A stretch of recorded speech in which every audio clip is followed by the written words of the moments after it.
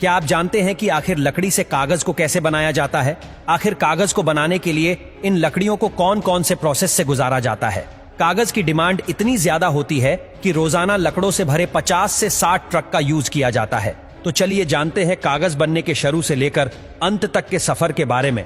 इस प्रोसेस में सबसे पहले हम ऐसे पेड़ का चयन करते हैं जिसमें वुड फाइबर यानी लकड़ी के रेशे की मात्रा अधिक हो, जैसे कि स्प्रूस, पाइन जैसी लकड़ियों का इस्तेमाल किया जाता है। चयन करने के बाद इन पेड़ों को मशीनों से काट कर एक जगह इकट्ठा किया जाता है। उसके बाद इन लकड़ियों को ट्रकों में लोड किया जाता है। दोस्तों, ये लकड़ियों का सिर्फ एक ट्रक नहीं होता, बल्कि 50 से 60 ट्रक होते हैं।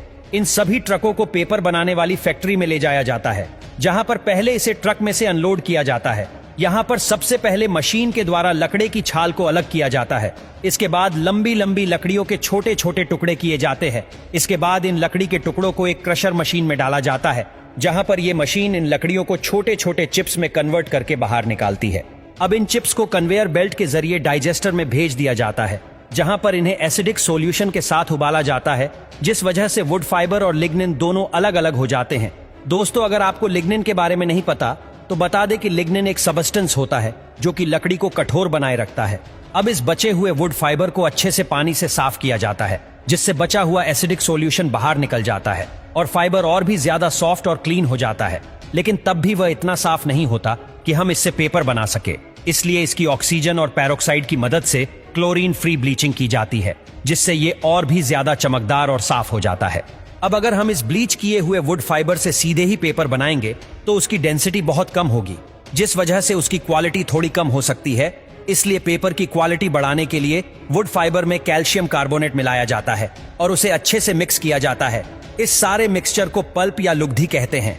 अब हमने जो पल्प बनाया था उसमें बहुत सारा पानी ऐड कर दिया जाता है, जिससे वो और पतला हो जाता है। और अगर हम कलरफुल कागज बनाना चाहते हैं तो इसमें हम कलर भी ऐड कर सकते हैं। इसके बाद इस सारे मिक्सचर को पेपर मेकिंग मशीन में भेज दिया जाता है। पेपर मशीन ही वो मेन मशीन होती है जो पल्प को पेपर में कन्वर्ट कर देती है। पेपर मेकिंग मशीन में एक खास चेंबर लगा होता है जिसे हेड बॉक्स कहा जाता है। इस हेड बॉक्स में पल्प को डाला जाता है। जानकारी के लिए बता दें कि इस हेड बॉक्स में सक्शन ब्लेड लगे होते हैं, जिसके बाद पल्प को प्रेशर के साथ रोलर पर भेज दिया जाता है। कई सारे रोलर में से पल्प को पास किया जाता है, जिस वजह से पल्प का पानी धीरे धीरे बाहर निकल जाता है और पतला पेपर बनता जाता है। अब लास्ट में इसे एक गर्म चेंबर से गुजारा जाता है, जिससे कागज की पतली परत से पूरा पानी निकल जाता है और हमें सूखा कागज मिल जाता है। कुछ इस तरह से कागज बनकर तैयार हो जाता है और फिर इस कागज का एक रोल बना लिया जाता है।